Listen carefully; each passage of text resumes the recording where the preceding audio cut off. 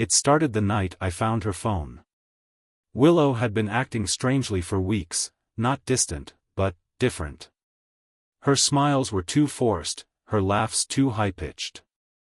And the excuses? God, the excuses piled up, like a mountain of sand I was supposed to ignore. I never expected it to happen. I mean, she was my wife, we were supposed to be inseparable, right? Married just a few months ago, the day we'd both dreamed of. We built a life together, or so I thought. I stood there, frozen in the living room, staring at her phone in my hand, every nerve screaming at me to stop, to walk away, but something was pulling me forward. I'd never been the type to snoop, but this. I don't know, this didn't feel like my Willow. The messages were the first hit. Meet me at 9. I'll be waiting for you, after she falls asleep.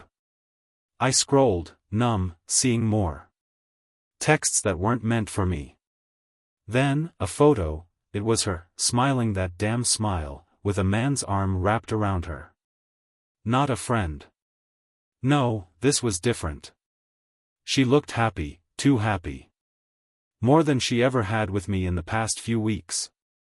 Then came the text that slapped me across the face. I can't wait to feel you again tonight. It's been too long. I read it over and over again, my mind struggling to grasp what was unfolding before me. The betrayal hit me like a freight train, but the rage? That came later. I didn't know how to react at first. Was this really happening?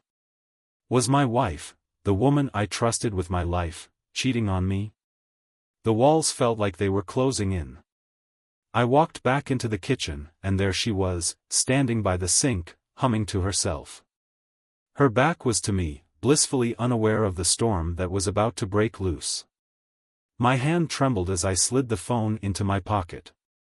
I knew then that the truth was undeniable, no matter how much I didn't want to believe it. She'd lied to me. I didn't need any more evidence. Willow, I said, my voice calm, too calm. She turned, her face lighting up when she saw me. I could feel it in her eyes, she hadn't the faintest idea that I knew. Hey, baby. What's up? She asked, a little too cheerfully. I didn't say anything. I just watched her, trying to read her like a book that had been scribbled over.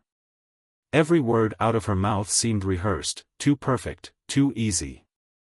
I couldn't take it anymore. Who's he? I asked, flat out, not giving her the chance to play dumb. She froze, like a deer caught in headlights.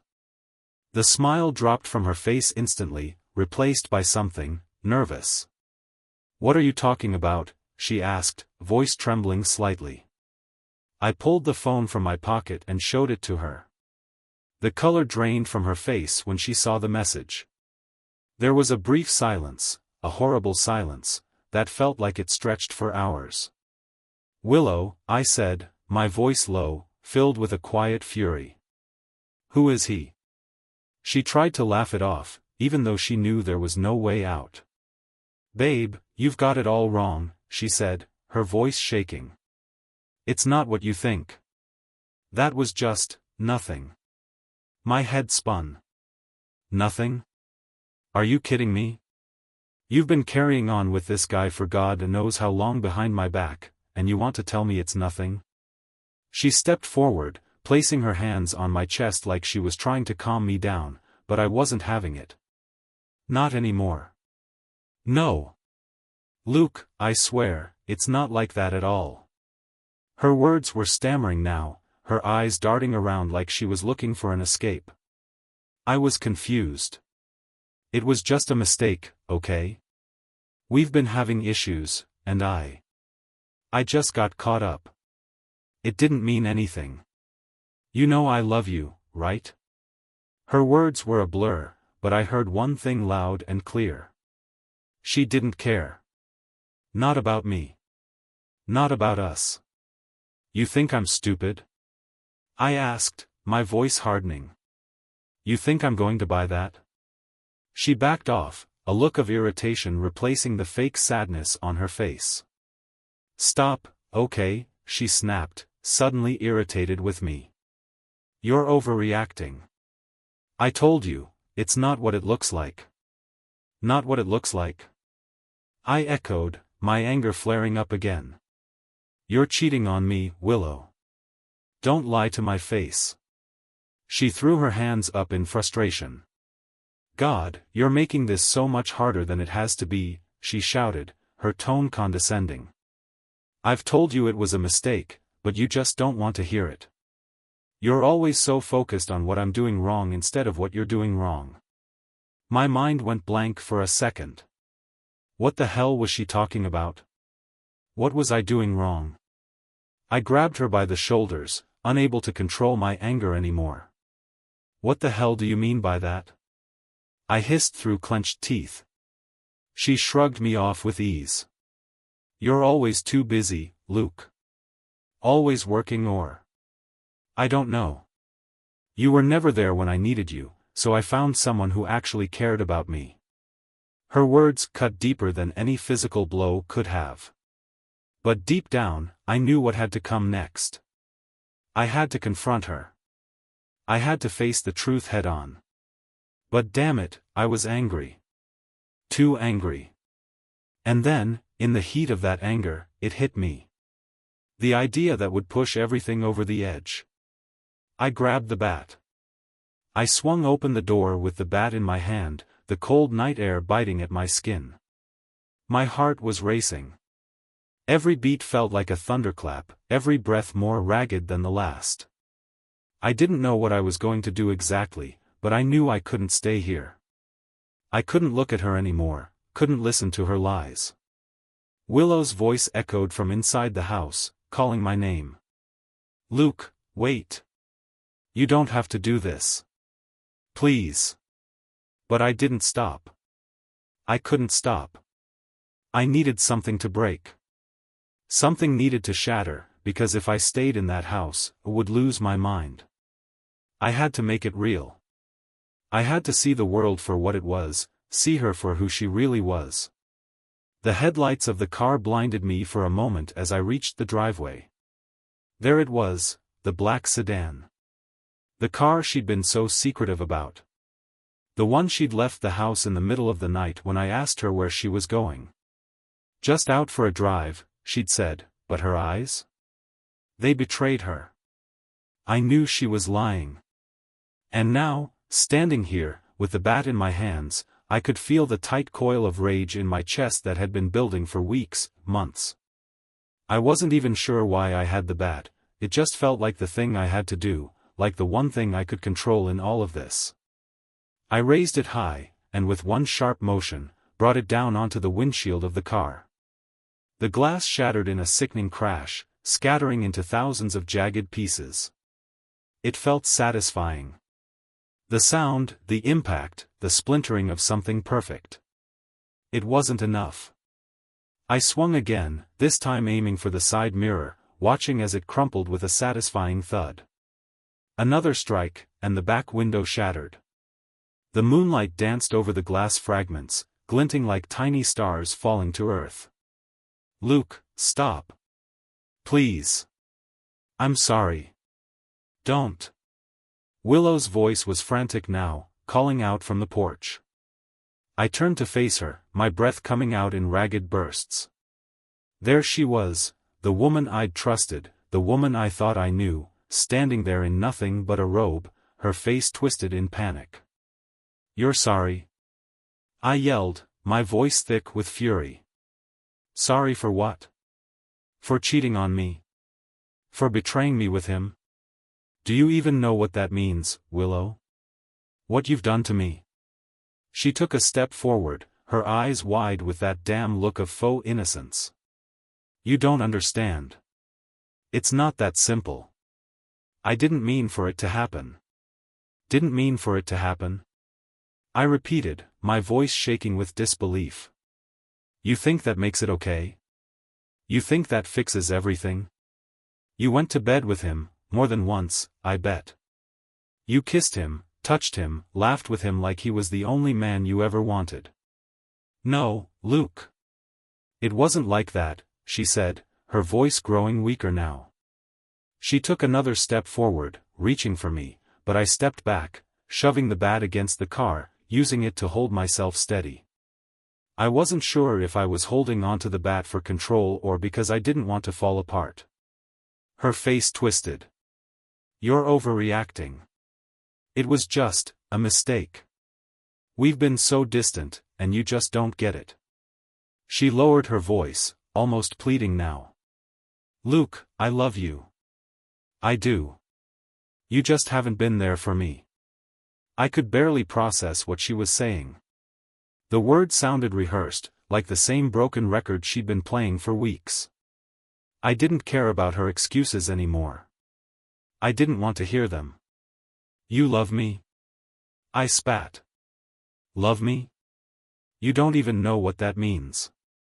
If you loved me, you wouldn't have let him touch you.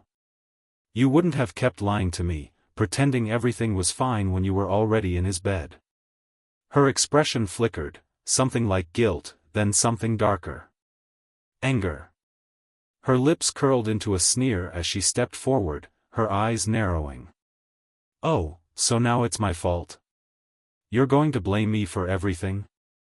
You've always been so controlling, Luke. So obsessed with work, with what I do, where I go. You never even see me anymore, and now you're going to stand here and lecture me like I'm some villain?" I stared at her, not sure how to respond. My mind was spinning with everything she'd just said. She was trying to turn this back on me, make it my fault. And for a moment, I thought I might just lose it, like I would crumble under the weight of her twisted logic. But then I remembered everything. The messages. The lies. The photos. The man whose name I didn't even know yet, the one who had been kissing my wife while I was out, working, trusting her. I gripped the bat harder, my knuckles white. "No, Willow," I said through clenched teeth, my voice dangerously calm. "This is on you. This is all on you. I trusted you. You took that trust, you threw it away. So don't you dare make this my fault." She crossed her arms, her face a mask of defiance. "You think you can control me? That you can hold this over my head and make me feel guilty? It's not going to work, Luke. You're not the only one with feelings in this relationship." Something inside me snapped. The rage that had been simmering in my gut now boiled over, but I didn't throw the bat. Instead, I took a step toward her, my eyes locking onto hers. "You're right. I'm not the only one with feelings," I said slowly, each word sharp. "But unlike you, I don't hide behind lies. I don't betray the people who love me. You know what? I don't need this. I don't need you." She stared at me, stunned, the bravado slowly draining from her face. There was no apology, no real remorse, just a coldness settling in her eyes that made me sick. And just like that, I realized, this was over. There was no fixing this. There was no coming back from what she'd done. I turned away, walking toward the house, the bat hanging loosely in my hand. Willow's voice called after me, but I didn't look back. I couldn't look back. Not this time. I didn't know what I was going to do next. But one thing was certain, I wasn't going to be her fool anymore. I didn't look back, but I could hear her footsteps following me, rapid and frantic. I reached the door and stopped just before pushing it open. For a second, I let the silence settle around me, thick and suffocating. Then came her voice, low but intense. "Luke, please, don't do this. You're making a mistake." I turned, slowly, my heart pounding in my chest, but I didn't say a word. There were no more words left. There was nothing left to say. She didn't deserve any more explanations from me. "I'm not the only one who messed up here," she spat, her hands out in pleading. "You've changed, Luke. You've been distant, cold. How am I supposed to feel when you're too busy with your stupid job to even notice what's happening right in front of you?" I shook my head, disbelief coursing through me. You think that justifies this? You think your loneliness is an excuse for what you've done? I clenched my fists, digging my nails into my palms, the tension tightening around me like a noose.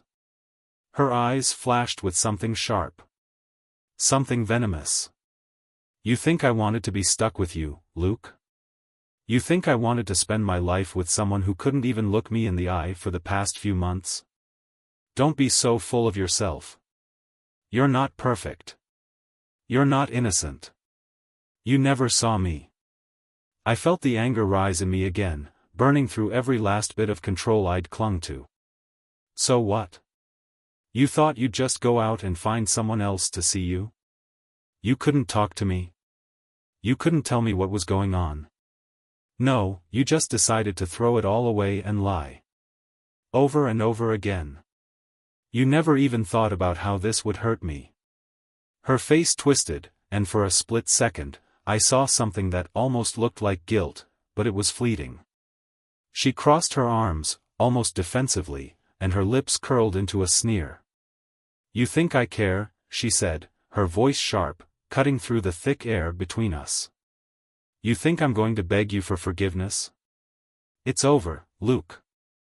It was over the moment you stopped seeing me, the moment you got so wrapped up in your damn work that you forgot what I needed. Maybe we were never meant to be together in the first place. Her words hit me like a slap, hard and cold. I wanted to scream, to shout, to demand that she see what she'd done, but the weight of her final sentence settled over me, like a final, crushing blow. Maybe we were never meant to be together in the first place. I took a step back, the door behind me a painful reminder of everything I was about to lose, or maybe everything I had already lost. I can't do this anymore, I said, my voice barely above a whisper. I can't live in this lie. I can't be with someone who doesn't even care. Her eyes softened for a moment, but only for a second. Then, she straightened up, wiping away any trace of vulnerability like it had never existed. You're making a mistake, she repeated, her voice now hollow. You'll regret this. You'll come crawling back when you realize what you lost. I felt my stomach churn at her words. The audacity of it all, the way she spoke like I was the one who was wrong here. It hit me hard. I wasn't the one who had destroyed everything. I wasn't the one who had made the choice to betray trust. I won't come back, Willow, I said, finally finding the strength to say it out loud.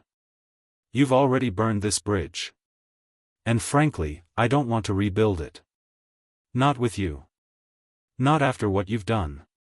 Her face faltered for just a split second, but she quickly regained her composure. She let out a dry laugh, like I was some sort of joke. Fine. If that's what you want, then go.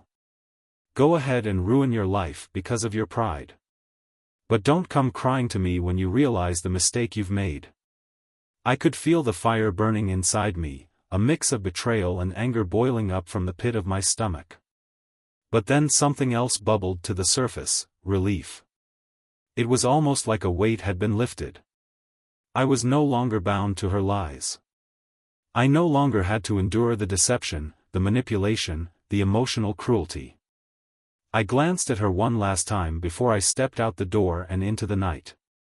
She didn't call out after me. She didn't try to stop me. She was done.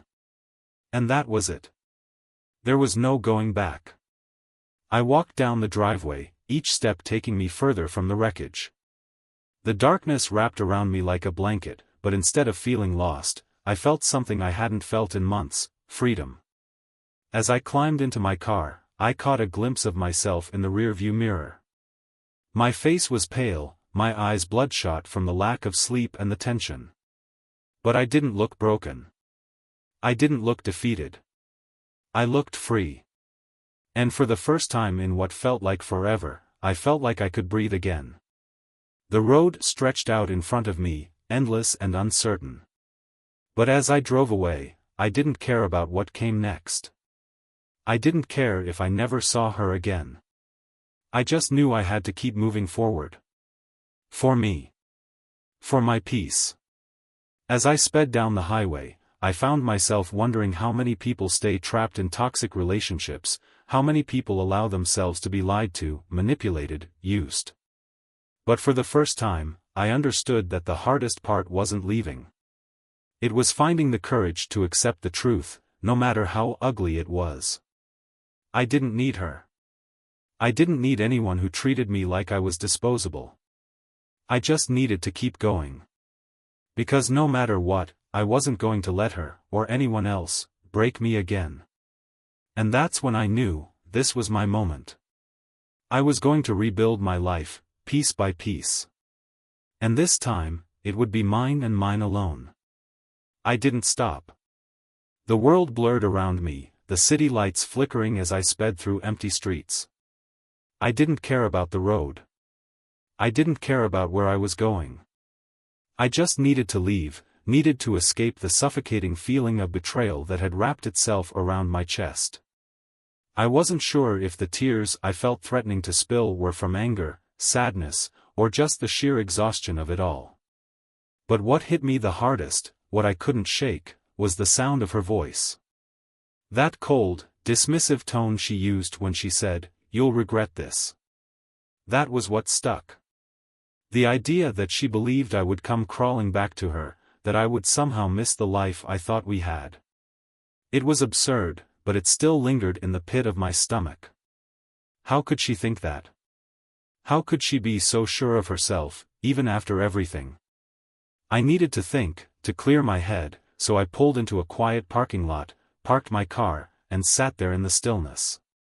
The night felt heavy, like it was pressing down on me, but in a strange way, I found comfort in it. No one was around. No one to judge. No one to make me feel like the fool I'd been. I sat there, gripping the steering wheel, staring at my reflection in the rearview mirror. I looked tired. Hollow. But there was something else there too, something new. It was hard to describe, but for the first time, I didn't feel like I was drowning. I wasn't desperate. I wasn't begging for her love, for her attention. I was free. A sudden ring broke through the silence. My phone. It was a number I didn't recognize. I hesitated. Part of me wanted to ignore it, but another part, a part that still wanted answers, still wanted some sort of closure, picked up. "Hello?" My voice was hoarse, like I hadn't spoken in days. "Luke?" The voice on the other end was calm, almost too calm. It was a man's voice, deep and steady. "Who's this?"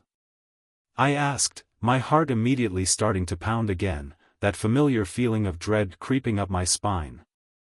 "I think you know who I am," the man said, his voice colder now. "It's Eric. You know, Willow's boyfriend?" I felt the blood drain from my face as the realization hit me like a slap. I'd been holding back, pretending I wasn't going to face this side of the truth, but now it was here, undeniable, and I couldn't turn away. "Eric," I muttered, my grip tightening on the phone. "You've been with her all this time, huh?" "Yeah," he replied, his tone almost casual. "She told me everything about you. How you were too wrapped up in your work, how you didn't notice her anymore. She told me she needed someone who saw her, someone who cared about her." He paused. "She made it clear that you were the problem." The words hung in the air between us, bitter and suffocating. I could feel my hands trembling, my heart racing. Every part of me wanted to scream at him, to ask how he could do this, how he could be the one to tear apart a marriage. But instead, I just laughed. A hollow, bitter laugh. "Do you even know what she's done to me?" I asked, my voice shaking with barely contained fury. "She's been lying to me for months. I've been stupid enough to believe her. And now you're telling me it's all my fault. It's my fault she cheated on me?" "Luke," Eric said, his voice strangely calm, "I'm not here to argue with you. I'm just telling you the truth. She didn't want you anymore. She wanted something different, something more. I gave her that." Something inside me snapped at that. I slammed the phone down on the dashboard, my chest heaving. I wanted to punch something, anything, to release this overwhelming feeling of betrayal that was clawing at my insides. I wanted to scream until I couldn't breathe, but all I could do was sit there, my mind racing. What had I done wrong? How could I have missed it? How could I have let her pull away from me without even realizing it? How could I have ignored the signs when everything in my gut was screaming at me to fight for us, to fix it? But I couldn't fix it. She didn't want fixing. The phone buzzed again, and I glanced at the screen, seeing Willow's name flashing across it. I picked it up, but this time, there was no emotion in my voice. What do you want? Luke, please. Her voice sounded weak, desperate. It was the same voice she used when she needed something from me, when she was trying to play the victim. Can we just talk? I didn't mean to hurt you, I swear. It was a mistake. You don't understand. Don't understand? I interrupted, my voice dangerously calm. I understand exactly what you've done. You've made your choice, Willow. You don't get to call me now and pretend like I'm the one who has to fix this. I'm not the one who betrayed you. I was lonely, she shouted into the phone, her voice breaking. I needed someone to see me, to care about me. You didn't even look at me anymore, Luke. I was invisible. I clenched my jaw, fighting to keep my cool. I wasn't perfect, I know that. But I was there for you. And you went behind my back, you lied to me, and you betrayed everything we had. You think you can just fix that with an apology? There was silence on the other end, a long, painful silence. I'm not asking you to forgive me, she said finally, her voice barely above a whisper. But can we just talk, please? I'm done, I said, my voice cold. I don't need your lies anymore. Don't call me again, Willow. It's over. I hung up before she could respond, letting the weight of the decision settle over me. For so long, I'd wanted things to go back to normal, to fix what had been broken. But there was no fixing this. Not anymore. The realization washed over me, and for the first time in what felt like forever, I felt something else, peace. I didn't need her. I didn't need anyone who treated me like a fool. I needed to stand on my own, to find who I was without her. And as I drove into the night, the city lights fading behind me, I knew it was the right decision. There was no going back. The hardest part wasn't leaving. It was accepting the truth, no matter how brutal it was. And for once, I was free. I could feel my pulse quicken as I drove aimlessly, my hands gripping the wheel so tightly that my knuckles were white. The phone call had left me feeling numb, and yet, my mind wouldn't stop racing. Every word she'd said kept looping in my head, like a broken record that wouldn't stop scratching. I could hear her desperation, her anger, but beneath it, there was something else, a coldness. A finality. She wasn't sorry. Not really. She wasn't sorry for what she'd done, she was sorry she'd been caught. I glanced at the rearview mirror, the image of my own reflection staring back at me, a man who had been broken, lied to, betrayed. A man who had trusted her. But that was the past. I wasn't that man anymore. I hit the accelerator harder, pushing the car faster as the city lights blurred into streaks of orange and white. The further I drove, the clearer it became, I needed distance. Not just from Willow, but from everything that reminded me of the man I used to be, the one who believed in her lies, the one who thought love was enough to fix everything. I didn't stop driving until the city was nothing but a distant hum behind me. I pulled into a small, secluded diner on the edge of town, the neon lights flickering weakly in the darkness. I wasn't hungry. I didn't want food. But I needed a place to think, a place to sit with my own thoughts. I parked my car and stepped out into the cold night air. It was crisp, almost biting, but I welcomed it. The chill on my skin felt like a slap, like a reminder that life was still moving forward, even if mine felt like it had come to a screeching halt. I walked into the diner and took a seat at the counter.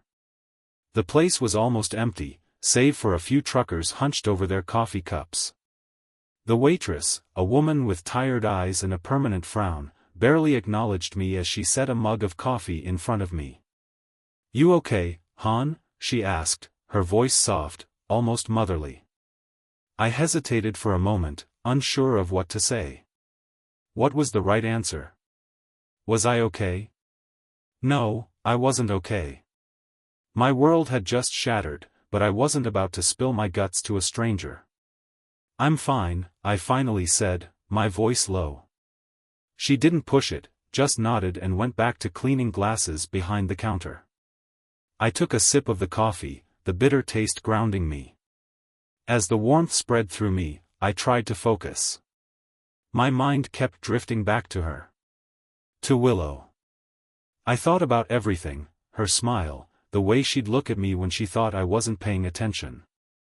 I thought about our life together, the plans we made. All of it seemed so fake now. Like it was all a facade she'd built up to make me believe she was the person I wanted her to be. But what really hurt the most was that I didn't see it coming. I should have. I should have noticed the signs, the distance between us that kept growing. But I didn't. And now I was left holding the wreckage of everything I thought was real. I stood up abruptly, my chair scraping against the tile. The waitress looked at me with a furrowed brow, but I ignored her, paying for the coffee and walking out of the diner without another word. I got back into my car and started the engine. The night felt heavier now, like the weight of the decision I had just made was pressing down on me. I wasn't going back. Not to her. Not to the lies. But even as I told myself that, part of me still questioned whether I was doing the right thing. Should I have tried harder? Should I have fought for us, even when it was clear she had already given up? I didn't know the answer. I didn't have the luxury of knowing. The road stretched out in front of me, empty and endless. The city behind me felt like a distant memory, like a part of someone else's life. As I drove, I realized something that hadn't clicked before. I wasn't angry anymore. I wasn't angry at Willow. Not really. I was angry at myself. Angry that I let her lie to me for so long. Angry that I let myself be trapped in a relationship that was built on false promises. And most of all, I was angry that I didn't see it coming. That I didn't trust myself enough to recognize the truth when it was staring me in the face. I slammed my fist against the steering wheel, frustration bubbling up in my chest. But then I took a deep breath. I had to let it go. There was nothing more to be done. She had made her choice. And now, I had to make mine. The decision was clear. I couldn't keep living in the past. I couldn't keep holding on to a future that was never going to happen. I had to move on. For me. But the next few days were a blur. My mind wouldn't stop, always racing, always questioning everything. I reached out to a lawyer, finally, something I should have done sooner, but I hadn't been able to bring myself to do it. I spent hours poring over paperwork, signing documents that seemed to seal the fate of everything I'd once believed in. And in the quiet moments, when there was nothing but silence and the weight of the decisions I had made, I felt it. The emptiness. The hollow ache of loss. But it wasn't just loss, it was freedom. I realized then that the emptiness wasn't a sign of weakness. It was a sign that I was finally ready to let go. I spent the next few weeks rebuilding my life, piece by piece. I focused on things that brought me joy, things that reminded me of who I used to be before Willow. I started running again, something I hadn't done in months. I hung out with friends I had neglected, the ones who had stuck by me when I had been too blinded by love to see the truth. And slowly, things began to change. I began to feel like myself again. But I didn't forget the lessons I'd learned. The lies, the betrayal, the pain, it all served a purpose. It shaped me into someone stronger, someone who could stand on their own 2 feet. Someone who would never let themselves be fooled again. By the time I was ready to move on, I wasn't just letting go of Willow. I was letting go of the man I used to be. The one who had been desperate for love. The one who would do anything to please someone who didn't even care enough to tell the truth. And in doing so, I found something better. I found myself. I was in the midst of rebuilding, piece by piece. The days blurred together, each one a mix of small victories and the occasional wave of doubt that threatened to knock me off course. I'd made it through the hardest part, the part where I had to stop pretending things could go back to what they were, to stop believing that somehow I could fix everything. The reality of Willow's betrayal had slowly settled in, but every so often, it still hit me like a wrecking ball, unexpected and sharp. The first few days after I had cut ties with her were almost suffocating. The silence at home was deafening, every corner of the house a reminder of the life we had shared, or so I had thought. The photos of us on the wall, the wedding day memories, all now felt like they belonged to another man, someone who had no idea what was coming. But as time went on, I began to breathe a little easier. Slowly, the knots in my chest started to loosen. I was angry, no doubt, but more than that, I was tired. I was tired of carrying the weight of her choices, tired of carrying her secrets as if they were my own. I hadn't realized just how much of my energy had been drained by Willow, by trying to please her, by fighting for a relationship that had been falling apart for so long.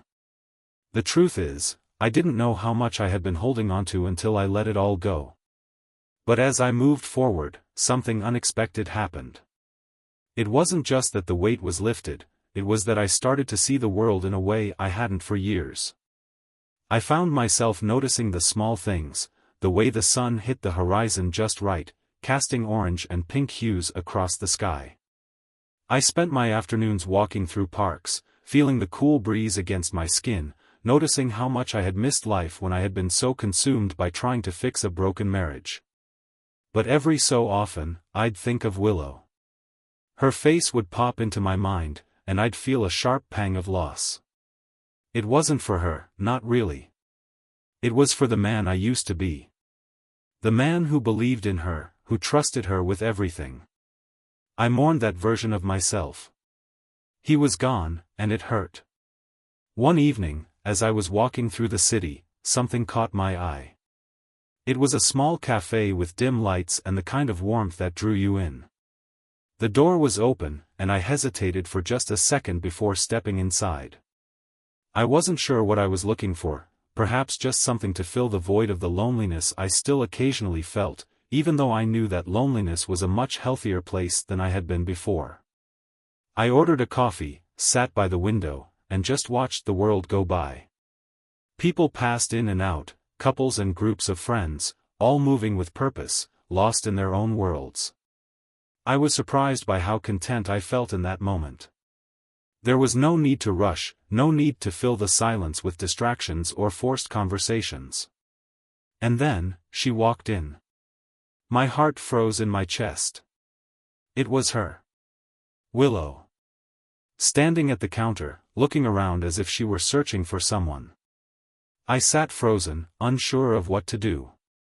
The sight of her, the one who had once been everything to me, now felt so foreign. She was still beautiful, of course. There was no denying that.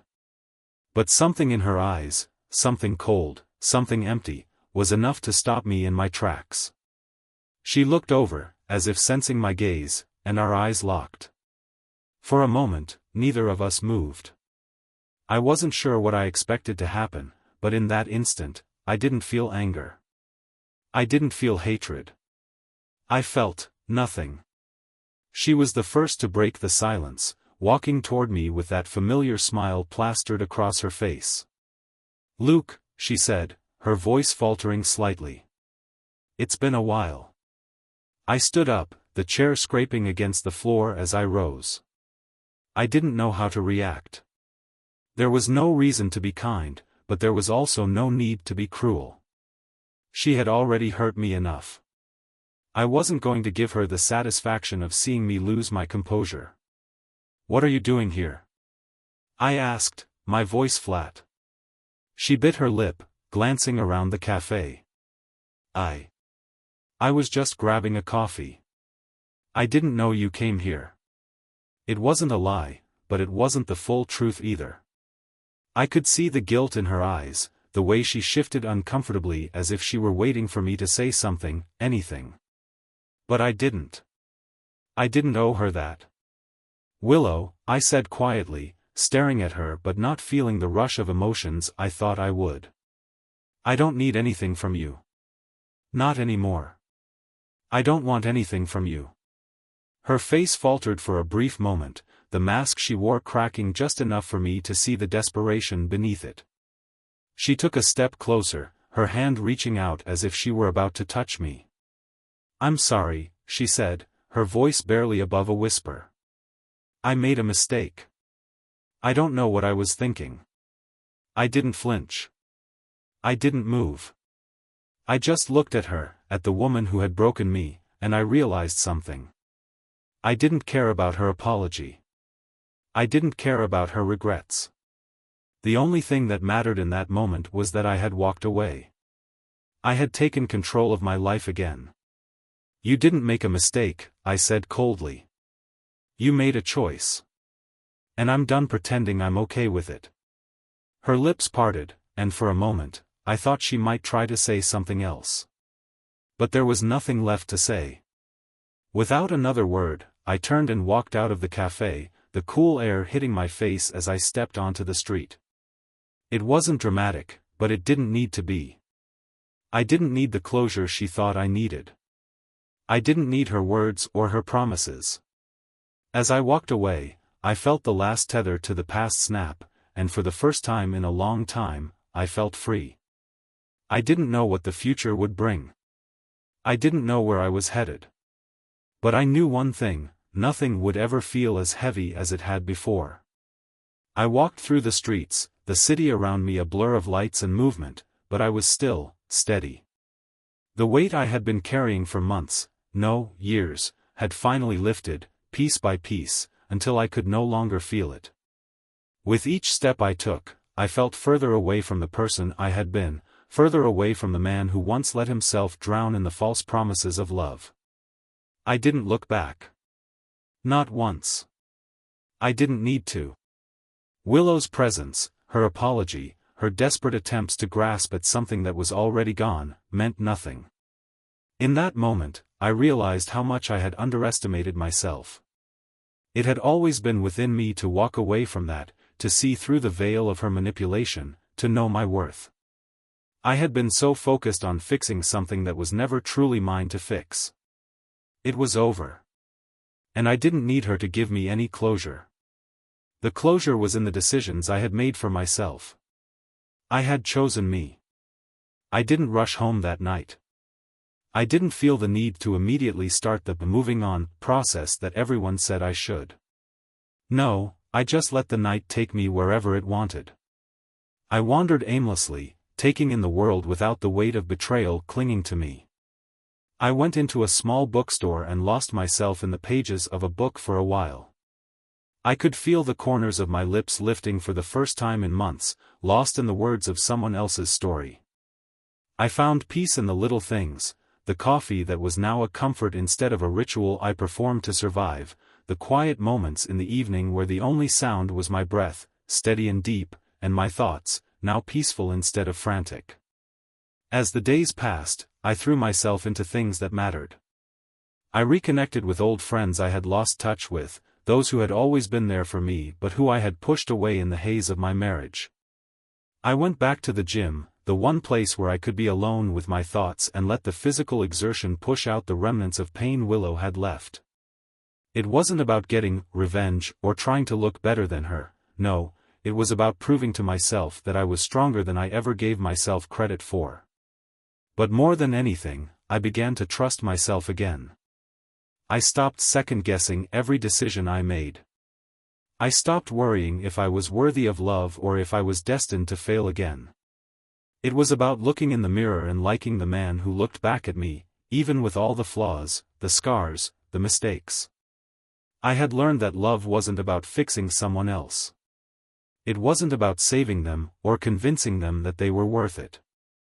It was about recognizing your own worth first, about knowing when to walk away from things that no longer served you, no longer brought you peace. I didn't know where I'd end up. But I knew that for the first time in a long time, I was on the right path. And then, one night, months after Willow had left, months after I had stepped out of the shadow of my own mistakes, I met someone. A woman who wasn't a reflection of my past but someone new. Someone kind, someone who saw me for who I was, and not who I used to be. She didn't rush in or try to fill the gaps. She was simply there, in the moment. With a soft laugh and a genuine smile that reminded me that life could still be simple, still be beautiful. We didn't rush things. We took it slow. We talked. We listened. And in that space, I realized that love wasn't something you had to force or mold to your will. It was something you could grow into together, slowly, at your own pace, with no need to rush, no need to lie, no need to pretend. I wasn't afraid of getting hurt again, because I understood now. I understood that life wasn't about avoiding pain.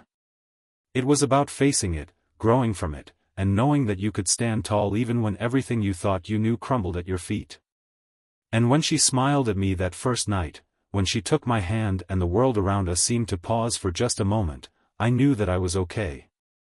That I had been okay all along. I wasn't defined by my past. I wasn't the man who had been betrayed. I wasn't the man who had been left alone. I was the man who walked away, who learned to love himself again. And this time, love wasn't something that had to be earned or fixed. It was something that grew naturally, without pressure, without lies. And for the first time in a long time, I could say I was happy. Truly happy. It was a quiet, unexpected peace, one I had found on my own. And I wouldn't trade it for anything.